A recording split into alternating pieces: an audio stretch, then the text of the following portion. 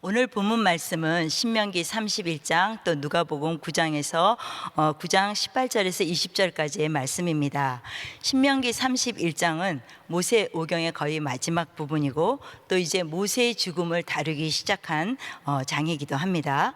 모세 오경은 모든 성경의 근본으로 성경의 기초가 되죠. 창세기에서 천지 만물을 창조하신 하나님은 믿음의 조상 아브라함을 창세기 12장에 만나 주시고 그에게 약속하신 것이 자손의 축복, 또 땅의 축복, 그리고 하나님과의 관계의 축복을 허락하여 주셨습니다. 창세기에 보면 아브라함이 이제 불임 상태인 부인 사라를 통해서 기적같이 자손을 얻는 이야기로 시작해서 믿음의 자손을 얻게 된 이야기고, 또 출애굽기와 레위기는 이스라엘 민족이 어떻게 하나님을 관계를 맺게 되는가를 기록한 글이고, 또 민수기와 신명기는 하나님이 약속한 땅을 가기 위해서 기록한 글입니다. 이 모세 오경은 성경의 전체적인 주제이기도 하고 택함을 받은 우리 성도들이 향하신 하나님의 언약의 말씀입니다. 신명기 마지막 부분인 이제 31장서부터 34장까지가 모세의 최후의 날을 이제 반복해서 기록하고 있는데요. 그 중에서도 오늘 31장은 모세의 삶이 하나님의 부르심의 상을 향해서 끝까지 충성된 종으로서의 모세의 모습을 보게 됩니다. 80세에 하나님의 부르심을 받아서 40년 동안 그 이스라엘 민족을 애굽의 왕의 그 종살이에서 출애굽시키고, 또 38년의 긴 그 광야 생활을 동안에 이스라엘 민족을 이끌고 이제 가야 할 가나안 땅 바로 앞에 선 그의 삶의 모습은 하나님의 부르심에 순종한 삶의 모습이죠. 그래서 우리 성도들의 모습도 정말 주님이 부르실 그날까지 이 땅에 사는 동안 주님의 주신 사명을 끝까지 감당하고 충성된 이 믿음의 성도로 서시기를 예수 이름으로 축원합니다. 오늘 이제 신명기 31장은 크게 세 부분으로 나눌 수 있어요. 1절과 13절, 그리고 14절에서 21절, 23절, 그리고 24절에서 끝부분까지인데요. 본문을 이제 자세히 보겠습니다. 1절, 2절을 보면 모세가 이제 요단을 건너지 못하는 이유가 기록되어 있는데 2절을 함께 같이 읽겠습니다. 곧 그들에게 이르되 이제 내 나이 120세라 내가 더 이상 출입하지 못하겠고 여호와께서 내게 이르시기를 너는 이 요단을 건너지 못한다 하셨느니라. 이제 모세가 120세가 돼서 육신의 건강도 그렇고 하나님께서 이 요단을 건너지 못한다고 말씀하셨기 때문에 자기는 가나안 땅에 갈 수 없지만, 이제 3절서부터 6절까지는 여호수아가 앞장서서 이스라엘 백성에게 약속하신 가나안 땅을 갈 것을 권면하고 계신 것을 볼 수 있습니다. 그래서 그들에게 뭐라고 말씀하시냐면 하나님이 그들 앞에서 아모리 왕 시온과 옥에게 행하신 것을 이제 같이 너희들을 그 가나안 땅에 있는 민족들을 너에게 넘기실 것이니 강하고 담대하라, 이렇게 말씀하시죠. 그런데 3절과 6절을 자세히 보면 3절 중반에 이런 말씀이 있어요. 내 하나님 여호와께서 너보다 먼저 건너가서 이 민족을 내 앞에서 멸하시고, 또 5절 앞절을 보면 여호와께서 그들을 너희 앞에 넘기시리니, 이렇게 얘기를 하시는 거예요. 그래서 우리가 볼 때는 여호수아가 앞장서서 가는데 이 모든 땅을 얻는 주체가 하나님이시라는 것을 말씀하고 있죠. 그래서 하나님이 명령하신 것은 우리가 듣고 순종만 하면 하나님께서는 그분이 하신다는 것을 말씀해 주고 계시는 것입니다. 또 이제 이 7절과 8절을 보면 모세가 이제 여호수아를 백성들 앞에 세우고 그에게 사역을 맡기고 하나님이 약속하신 그 땅을 차지하라, 이렇게 말씀하세요. 그리고 6절과 8절을 보면 6절에서는 이스라엘에게, 8절에서는 여호수아에게 똑같은 말씀을 하세요. 우리가 8절을 같이 읽겠습니다. 그리하면 여호와 그가 내 앞에서 가시며 너와 함께 하사 너를 떠나지 아니하시며 버리지 아니하시리니 너는 두려워하지 말라, 놀라지 말라. 그렇게 말씀하고 있는 것을 볼 수가 있습니다. 하나님이 그 땅을 취하라고 했기 때문에 두려워하지 말고 놀라지 말고 결코 그가 떠나지 않는다는 거죠. 우리도 마찬가지로 하나님께서 우리에게 맡기신 사명이 있다면 하나님께서 우리와 함께 하심으로 말미암아 놀라지 말고, 또 그분이 우리를 떠나지 않기 때문에 그 모든 것을 이루시는 줄을 믿으시기 바랍니다. 또 이제 9절과 13절에는 모세가 율법을 레위 자손의 제사장과 장로들에게 매 7년마다 이렇게 초막절에 그 율법을 낭독하여서 그 온 이스라엘이 듣게 하여서 하나님을 경외하고 그 말씀을 지키게 할 뿐만 아니라 타국인에게도 그렇게 하라. 또 요단을 건너가서 이 말씀을 듣지 못한 자손에게도 하나님을 경외하기를 배우게 하라 하고 그들에게 소명을 주게 됩니다. 저는 이 신명기를 이렇게 묵상하면서 가장 크게 와 닿았던 것이, 하나님은 이스라엘 백성을 너무나 자상하게 교육하고 계신다는 거예요. 그래서 정말 부모가 자녀를 이렇게 교육한다면 실수가 없겠구나 하면서 신앙 교육의 중요성을 다시 한번 깨닫게 되었습니다. 그리고 이제 14절부터는 하나님이 모세에게 여호수아와 함께 회막문 앞에 서라 이렇게 말씀하세요. 이렇게 회막문 앞에 모세와 함께 선다는 것은 이제까지는 모세에게 말씀하셨던 하나님이 모세와 여호수아를 하나님의 명령을 받는 동등한 입장으로 이렇게 됨을 말씀해 주시는 것이죠. 그리고 이제 16절서부터 21절 말씀은 장막 앞에 선 모세와 여호수아에게 하나님이 말씀하시죠. 이제 모세는 죽게 될 것이고 마지막 명령인 이스라엘 민족을 위한 노래를 모세가 짓게 될 것이다 이렇게 말씀하세요. 그 노래를 짓는 그 배경은 무엇이냐면, 이스라엘 민족이 이제 가나안 땅으로 들어가면 이방 신을 섬기게 될 것이고, 그들이 젖과 꿀이 흐르는 그 땅에 들어가서 그들이 배가 부르고 살찌게 되면 하나님이 그들과 맺은 언약을 어길 것이며, 또 다른 신을 섬겨서 하나님을 멸시하고 그 멸시함으로 하나님이 진노하셔서 그들에게 얼굴을 보이지 않으신다는 거예요. 그러면 이제 그들이 환난과 재앙을 당하게 될 때 이스라엘 민족은 이렇게 생각한다는 거죠. 하나님이 우리 가운데 계시지 않는다 이렇게 생각할 텐데, 모세가 가르쳐준 이 노래를 후손에게 가르쳐 부르게 하면 19절과 21절에 이 노래로 증거가 되게 하고 증인 되게 하라. 그들이 재앙을 당하게 되면 이제 그들은 분명히 하나님이 이스라엘에게 말씀하신 언약을 외면하고 도와주지 않는다 이렇게 원망할 때에 이 노래는 이스라엘이 당하는 모든 그 재앙과 환난이 원인이 그들 안에 간영하는 죄 때문이라는 것을 깨우쳐주는 그런 확실한 증거와 증인이 된다고 말씀하고 있는 것입니다. 이 노래를 부르게 하신 하나님은, 그들은 상황에 따라서 하나님을 버리지만 하나님께서는 끝까지 이스라엘 민족을 버리지 않는 것을 후세에 이렇게 알리고 싶으신 것이죠. 이 말씀은 우리에게도 경고가 됩니다. 우리가 어렵고 힘들 때 하나님께 부르짖어서 그 고난을 넘기고 또 육신의 삶이 이렇게 편안해지면 하나님이 아닌 세상의 부귀와 영화를 따라가는 그런 연약함이 우리들에게 있는데, 시편 기자는 이런 우리에 대해서 말하고 있죠. 시편 106편 15절을 우리가 함께 보겠습니다. 그러므로 여호와께서 그들이 요구한 것을 그들에게 주실지라도 그들의 영혼을 쇠약하게 하셨도다. 이 말은 우리의 육신의 요구가 다 이루어진다 할지라도 그 영혼이 세상만을 추구하게 되면은 구원을 얻지 못함을 말씀하고 있습니다. 육신의 요구가 이루어지는 것이 우리 신앙생활의 끝이 아니고 정말 끝까지 두렵고 떨림으로 구원을 이루어 가야 될 줄 믿습니다. 또 23절에는 이제 하나님이 다시 여호수아에게 직접 명령하세요.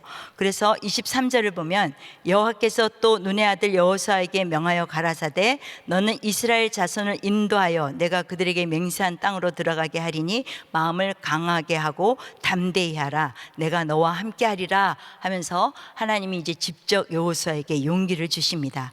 또 24절 26절까지는 모세가 신명기뿐만 아니라 모세 오경을 다 기록하여서 언약궤를 매는 고앗 자손에게 그들에게 언약궤 옆에 이 말씀을 두라 명령하시면서 말씀의 보존을 이렇게 하게 하시죠. 그 다음에 이제 27절에서 30절까지는 모세가 이제 모든 지파의 장로들을 모으고 너희들은 정말 나와 함께 있을 때도 그렇게 반역하고 목이 곧은 백성이었는데 이제 내가 죽은 후에 어떡하랴 이렇게 말씀하면서 하나님이 주신 그 노래를 끝까지 그 하나님의 총회에 이렇게 들리게 하였다 하는 말씀이 오늘 신명기 31장의 말씀입니다. 이제 누가복음 9장 18절에서 22절까지는 예수님이 제자들에게 너희는 나를 누구라 하느냐 이렇게 물어보시죠. 그랬더니 제자 중 베드로가 예수님이 하나님의 그리스도시니이다 라고 이렇게 대답해요. 그러니까 하나님으로부터 기름을 부음 받은 자 메시아입니다 이렇게 고백하니까 그 말을 들은 예수님이 그 얘기를 아무에게도 하지 말라고 하시면서 처음으로 예수님이 이제 자신은 많은 고난을 받고 장로들과 대제사장 그리고 서기관들에게 죽음을 당할 것이나 3일 후에 부활하실 것을 말씀하시죠. 세상 사람들은 예수님에 대해서 세례 요한, 엘리야 또는 선지자 중에 하나라고 이렇게 하지만 제자들은 예수님이 누구신지를 정확히 알아야 했습니다. 그분이 누구신지를 정확히 아는 것이 그들이 끝까지 믿음을 지켜 나가게 되는 원동력이 되기 때문이죠. 그래서 예수님은 하나님으로부터 기름 부으심을 받은 메시아로서 그분의 죽음은 누구에 의해서 죽음을 당하는 것이 아니라 스스로 죽음을 택하여 하나님의 뜻을 이루신다는 것을 제자들이 알아야 했던 것입니다. 이 말을 들은 제자들은 정말 너무 놀라고 당황하였죠. 그래서 마태복음에 보면 베드로가 이렇게 얘기하죠. 그리하지 마옵소서 하고 이렇게 강권함으로 말미암아 예수님으로부터 사단아 내 뒤로 물러가라 하는 이런 말을 듣게 돼요. 그 말씀을 하시고 나서 이제 주님은 23절에 주님을 따르는 제자도를 말씀하고 계십니다. 제자도를 말씀하신 이유는 예수를 믿는 우리가 어떻게 살아야 참 생명의 길을 얻게 되는지, 또 우리의 삶에서 진정 구해야 할 것이 무엇인지, 또 26절에서는 제자들이 복음을 전할 때 부끄러워하지 말라고 이렇게 말씀하고 계십니다. 이제 그들 중에 이 말을 들은 제자 중에 살아서 하나님의 영광을 볼 자가 있다고 말씀하시면서 오늘 말씀이 끝이 나죠. 오늘 제가 한 기절 말씀은 누가복음 9장 23절입니다. 함께 읽겠습니다. 또 무리에게 이르시되 아무든지 나를 따라오려거든 자기를 부인하고 날마다 제 십자가를 지고 나를 따를 것이니라. 이 말씀은 믿는 성도들 또 제자들에게 어떻게 생명의 길을 갈 수 있는지를 말씀해 주시는 것입니다. 이 한 구절 말씀을 이렇게 묵상을 하다 보니까 뒤에 오는 24절과 26절의 말씀의 결론이다라는 생각을 하게 되어집니다. 하나님이 말씀하시는, 예수님이 말씀하시는 이 참 생명의 길을 가려면 첫째로 자기를 부인하라고 말씀하세요. 자기를 부인한다는 말은 뭐냐면 자기 삶의 주인이 하나님께 그 삶의 주권이 하나님께 있다고 믿는, 오직 하나님을 신뢰하는 그런 삶을 말하고 있는 것이죠. 그럼 어떻게 부인해야 될까요? 이 24절을 보면, 우리 24절을 보죠. 누구든지 제 목숨을 구원코자 하면 잃을 것이요 누구든지 나를 위하여 제 목숨을 잃으면 구원하리라. 이때 이 목숨이라고 나온 그 헬라 말은 푸시케예요. 그런데 이것은 인간의 생명, 영혼이라는 그런 의미를 갖고 있습니다. 하나님으로부터 받은 인간의 생명, 즉 생물학적인 그 생명을 말하고 있죠. 신약 성경에서는 생명으로 번역할 수 있는 헬라어가 셋이 나옵니다. 지금 금방 화면에 비쳤는데요. 푸시케, 비오스, 조에 이렇게 셋이 나오는데 이것을 번역할 때는 다 생명이라고 하지만 그 각각의 의미가 다른 것을 알 수가 있습니다. 여기서 말하는 이 푸시케 생명은 아담 이후로 인간이 받은 생명으로 죄로 인해서 죽을 생명이죠. 그런데 그 생명을 구원코자 한다는 말의 의미는 자기의 삶을 고집하고 자기를 부인하지 않고 자기의 뜻, 생각, 자기의 의를 이렇게 고집하면서 부귀 영화를 위해서 남을 생각하지 않고 사는 삶, 이런 삶은 도리어 자기의 목숨을 잃게 되는 삶이다 라고 이렇게 말씀하세요. 반면에 24절 후반을 보겠습니다. 24절 후반에는 나를 위하여 제 목숨을 잃으면 구원하리라 이렇게 말씀하세요. 마가복음에서는 나와 복음을 위해서 목숨을 잃으면 구원하리라 이렇게 말씀하시는데, 누가는 예수님께 대한 헌신만을 이렇게 초점을 맞추고 있죠. 진리를 위해서 또 복음을 위해서 세상에서 소중하다고 여겨지는 것들도 주님을 위해서 기꺼이 포기할 때 그것은 진정한 의미의 이름이 아니고 영원한 생명을 얻기 위함이라는 이 역설적인 진리를 깨닫는 사람만이 예수님의 참 제자다라고 이렇게 말씀하고 있는 거예요. 또 25절을 보면은 천하를 다 얻고도 자기의 목숨을 잃든지 빼앗기게 되면 아무 유익이 없다 이렇게 말씀하세요. 세상 사람들은 천하를 얻는 것이 그들의 꿈일 수 있습니다. 그러나 그 모든 것을 다 얻는다 할지라도 주님이 주시는 참 생명, 조회, 영원한 생명을 얻지 못하면 아무 소용이 없다라고 예수님이 말씀하십니다. 그리고 예수님은 요한복음 6장 63절에 뭐라고 말씀을 하시냐면, 살리는 것은 영이니 육은 무익하니라. 내가 너희에게 이른 말은 영이요 생명이니라. 오직 주님의 말씀이 우리의 생명이라고 말씀하세요. 그래서 자기를 부인하고, 정말 자기를 부인한다는 것은 자기의 생각, 사고방식, 자기의 감정, 또 자기의 경험보다도 더욱더 하나님의 말씀이 생명임을 믿고 그 말씀에 순종하는 삶이라고 생각합니다. 또 이제 두 번째는 자기의 십자가를 지고 따라오라 이렇게 말씀하세요. 십자가는 로마 시대에 정말 형벌 중에 가장 잔혹한 그 고난과 죽음을 상징하는 것이죠.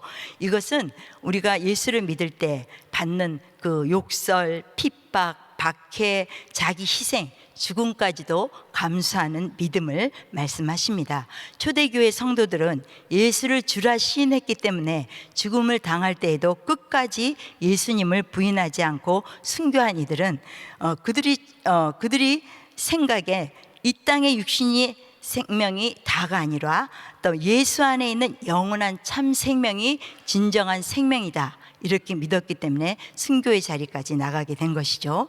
지금도 예수를 믿는 것 때문에 많은 순교자들이 이 땅에 있습니다. 우리가 사는 이 미국은 아직 드러내놓고 기독교를 핍박하지 않지만 우리가 이 땅을 살아가면서 환경을 통해서 사람을 통해서 많은 유혹을 받게 되고 또 내 자신의 상처를 가지고 있지만 참고 인내하면서 정말 십자가를 지고 주님을 따라가는 것이 성도인 줄 믿습니다. 이제 제가 그림을 하나 보여드릴게요. 이 그림은 제가 드린 그림은 아닌데 이 그림을 보면 십자가를 지는 상태가 어떤 상태인지를 알려드리고 싶어서 제가 드린 그림인데요.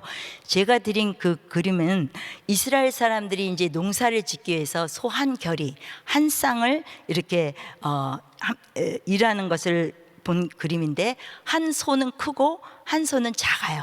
그래서 이 작은 소는 힘을 쓰는 것은 큰 소인데 이 작은 소는 큰 소를 따라가기만 하면 되는 것입니다.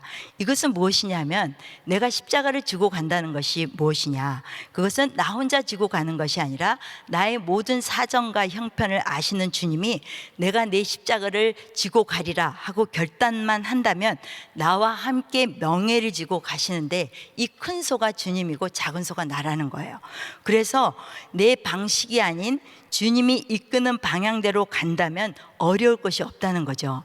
그런데 멍에를 메고 내가 원하는 방향대로 간다고 한다면 아무것도 되지 않고 정말 고통의 십자가가 될 수밖에 없는 거예요. 그래서 주님은 마태복음 11장 28절과 30절에 이렇게 얘기하고 있습니다. 수고하고 무거운 짐진 자들아 다 내게로 오라. 내가 너희를 쉬게 하리라. 나는 마음이 온유하고 겸손하니 나의 멍에를 메고 내게 배우라. 그리하면 너희 마음이 쉼을 얻으리니 이는 내 멍에는 쉽고 내 짐은 가벼우니라. 이렇게 말씀하세요. 하나님의 말씀을 배우고 나의 십자가를 진다는 것은 힘들고 어려울지라도 주님이 함께 하셔서 참 힘을 얻을 뿐만 아니라 주님이 주시는 그 십자가는 쉽고 가볍다고 말씀하십니다. 왜냐하면 전능하신 주님이 내 힘이 되어 주시기 때문이죠.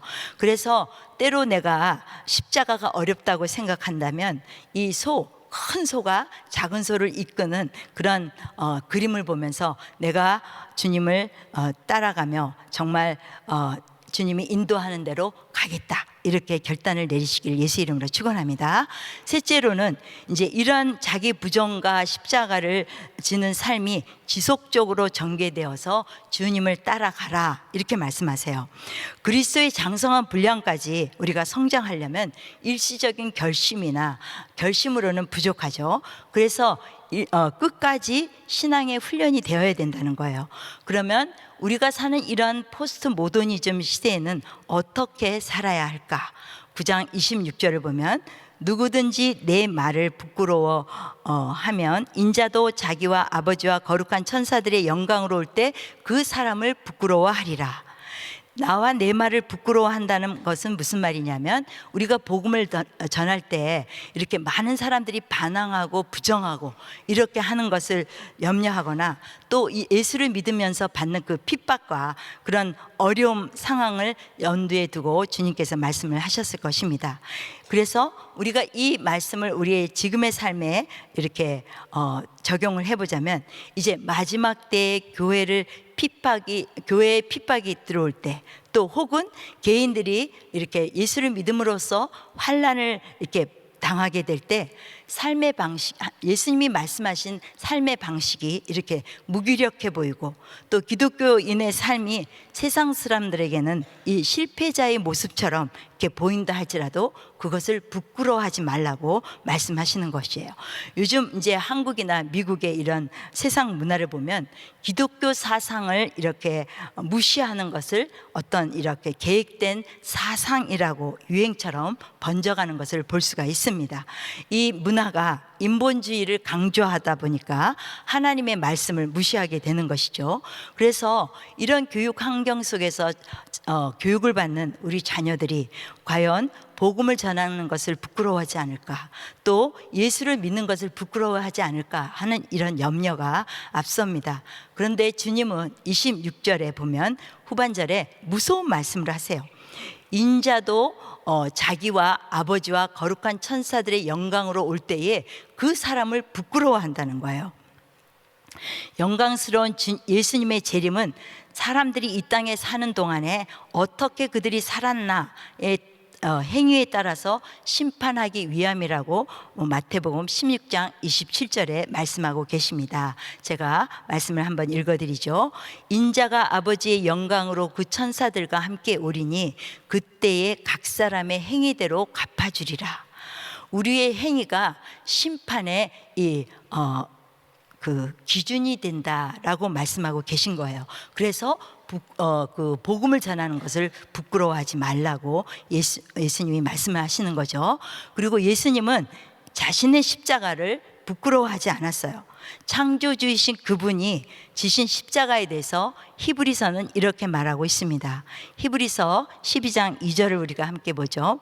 믿음의 주요 또 온전케 하신 이인 예수를 바라보자. 그는 그 앞에 있는 기쁨을 위하여 십자가를 참으사 부끄러움을 개의치 아니하시더니 하나님의 보좌 우편에 앉으셨느니라.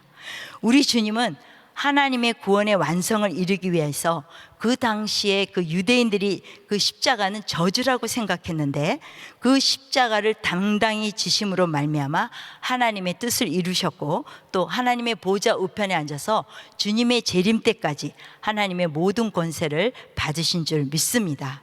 그래서 예수님이 말씀하신 방식대로가 아닌 복음을 부끄러워하게 되면은 인간적인 방법으로 살게 되면 세상을 얻을 수도 있고, 또 이 땅에서 사는 생명을 조금 더 연장할 수 있을지는 모르지만 주님께서 재림하실 때에 수치스러운 결과를 맞게 될 것을 오늘 주님은 말씀하고 계십니다.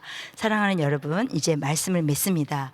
우리가 이 땅을 살아가는 동안에 육신의 생각을 쫓아 사는 삶이 아닌 예수님이 말씀하신 그 말씀을 가슴에 품고 나를 부인하고 나의 십자가를 지고 주님을 끝까지 따라간다면 우리의 육신의 생명이 아닌 영원한 생명을 얻게 된다는 것을 명심하시고, 오늘도 나의 육신의 생각대로가 아닌 주님의 말씀을 따라 사는 영원한 생명의 삶을 사시기를 예수의 이름으로 축복합니다. 기도하겠습니다. 살아계신 하나님 아버지, 참으로 은혜를 감사합니다. 우리가 어떻게 살아야 예수님을 따라 생명의 삶을 살 수 있는지를 말씀해 주신 하나님, 정말로 내 자신을 부인하고 내 십자가를 지고 주님을 따라간다는 것이 정말 쉽지 않습니다. 그러나 주님이 우리와 함께 하시고 우리에게 힘 주시고 능 주셔서 능히 주님이 주신 십자가를 지고 승리하며 살아갈 수 있는 우리가 될 수 있도록 축복하여 주시옵소서. 예수님의 이름으로 감사하고 기도함나이다. 아멘. 우리 말씀 생각하시면서 십자가를 질 수 있나? 1절 4절 찬양 드립니다.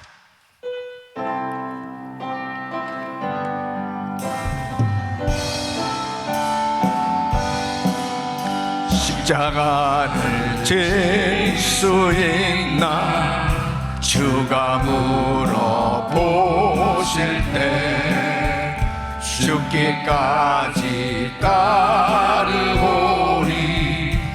저들 대답하였다.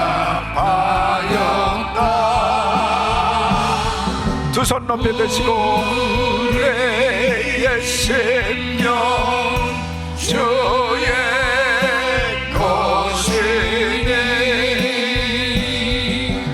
당신의 형상 만드소서.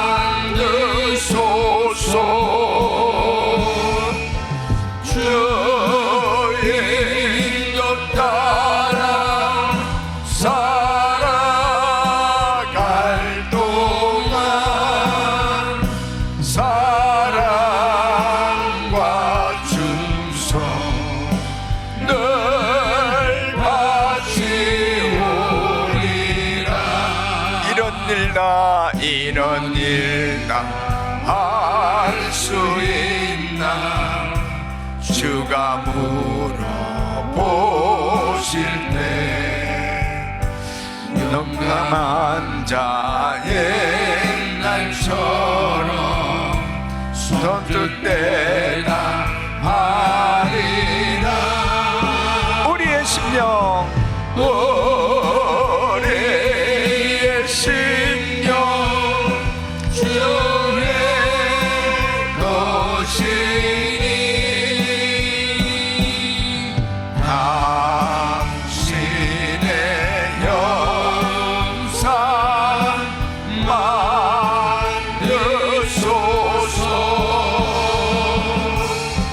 주의 것 따라 살아갈 동안 사랑과 충성 늘 받으오리라. 아멘.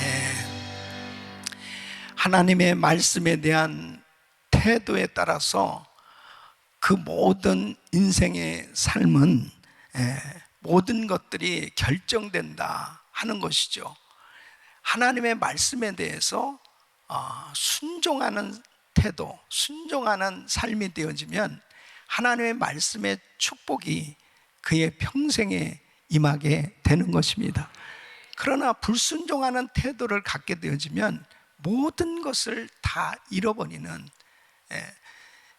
무서운 저주가 임하는 그런 실패하는 삶이 될 수밖에 없음을 말씀하고 있어요. 모세가 이제 40년 광야 생활을 회고하고 이제 젖과 꿀이 흐르는 가나안 땅에 이 광야 2세대들이 이제 들어가서 살아야 될 텐데 이제 자신이 모든 것들을 다 내려놓고 이제 주님이 부르시는 그 상황 속에서 하나님의 말씀을 받습니다. 하나님께서는 이스라엘 백성들이 가나안 땅에 들어가서도 실패하게 될 것을 말씀을 하셨어요. 그 말씀을 듣고서 얼마나 마음이 답답했을까, 얼마나 정말 안타까워했을까. 그러니까 모세는 이렇게 이야기하는 거예요. 예. 내가 살아있을 때도 이 백성들이 목이 곧고 불순종했는데 내가 죽고 난 후에는 오죽하겠는가. 이 여호수아에게 이제 모든 것들을 맡기고 정말 앞으로 하나님께서 이 가나안 정복과 많은 일들을 하게 하실 텐데, 결국은 이 말씀 붙들고 말씀에 대한 태도, 말씀에 순종해야 하나님의 복, 그 약속이 이루어질 텐데, 안타까워하는 마음을 가지고 이제 율법서를 이제 기록하도록, 그래서 후대에 자녀들에게도 계속 이 말씀을 가르쳐서 말씀을 따라 살면, 말씀에 순종이 되어지면 그 말씀의 복이 임한다, 이것을 아주 확실하게 못 박아서 교훈을 주시는 내용입니다. 우리 사랑하는 성도 여러분, 이 코로나 팬데믹 상황, 어떤 환경이라 하더라도 하나님의 말씀에 대한 태도, 내가 하나님 말씀에 순종하면, 하나님 말씀 따라가면 반드시 승리하는 것입니다. 반드시 그 약속은 이루어지는 것입니다. 그래서 예수님께서도 제자들에게 너희는 나를 누구라 하느냐, 도대체 가장 중요한 것은 예수님에 대한 태도, 예수님에 대한 생각, 너무너무 중요한데, 베드로가 하나님의 그리스도십니다, 그리스도십니다, 바로 하나님의 메시아, 하나님의 아들 그리스도라고 하는 이 고백은 바로 정확하게 예수님을 바라보고 정확한 고백이었죠. 그 고백대로 사는 삶이 되어졌을 때 그 인생이 복된 인생이 되는데, 예수님께서 그 다음에 바로 말씀하신 것은 예수님의 죽으심과 부활입니다. 결국 주님의 죽으심과 부활을 믿어야 바로 예수 그리스도 그 참 생명을 얻는 그런 복된 삶이 되어지고, 이 모든 생명을 얻는 삶이 되어지기 위해서는 바로 제자에도 십자가 지고 주님을 끝까지 따르는 삶이 되어질 때, 이 말씀은 말씀 붙들고 끝까지 이 약속을 믿고 나가는 사람에게 그 놀라운 생명이 임하고 하나님의 축복이 임하는 삶이 된다는 것이죠. 사랑하는 성도 여러분, 바로 우리는 끝까지 주님 바라보며 주의 말씀 붙들고 따라가야 되는 것입니다. 그 약속이 나의 삶에 이루어지는 것이 참 중요한 것입니다. 어떤 어려운 환경이 주어진다 하더라도 우리 주님, 우리와 함께하고 계신 걸 꼭 믿으시고, 그 약속이 이루어지는 것을 믿으시고, 그 믿음으로 십자가 지고 주님을 끝까지 따라가는 충성스러운 주님의 제자로 세워지시길 축원합니다. 두 손을 가슴에 모으시고 몸이 아픈 분들 아픈 곳에 손을 얹으십시오. 거룩하신 아버지 하나님, 참 생명을 얻으며 바로 주님께서 주신 이 놀라운 언약의 약속이 우리 삶에 이루어지는 복된 인생이 되게 하여 주시옵소서. 하나님의 말씀을 항상 곁에 두고 순종하는 삶이 되게 하여 주시옵소서. 모든 것이 하나님의 은혜라는 사실을 놓치는 순간에 넘어질 수밖에 없는 연약한 저희들임을 고백하고 날마다 은혜 속에 살게 하여 주시옵소서. 주님을 온전히 쫓는, 자기를 부인하고 날마다 자기 십자가를 지고 따르는 제자의 삶이 되게 하여 주시옵소서.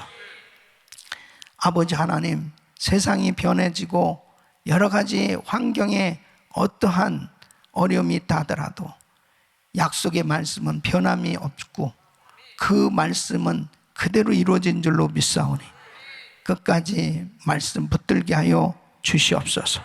연약한 육신들 이 시간 주의 피 묻은 손으로 안수하사 깨끗게 하여 주시옵소서.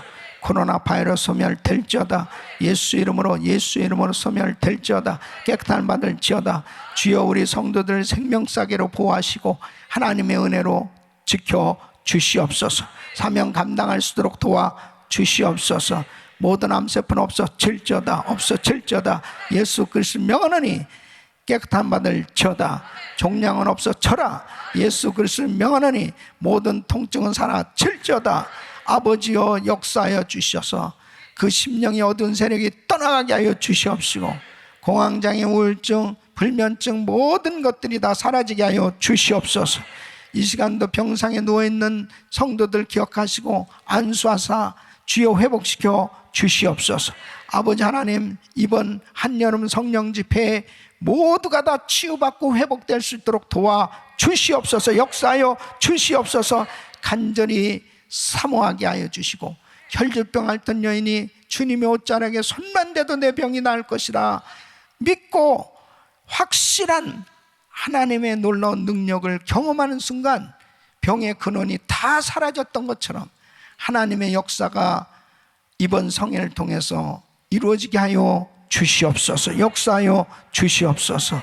구체적으로 치유하시고 회복시켜 주시는 위대한 간증들이 넘쳐나게 하여 주시옵소서. 이제는 우리 주 예수 그리스도의 은혜와 우리 하나님 아버지의 그 무한하신 사랑과 성령님의 감동 감화 교통 충만하옵신 은총이 참 생명을 얻는 길은 하나님의 말씀에 전적으로 순종하고 주님을 의지하며 주님을 따르는 삶, 이러한 삶이 되어지길 원하는 모든 성도들 머리 위 이제로부터 영원토록 함께 있을지어다. 아멘.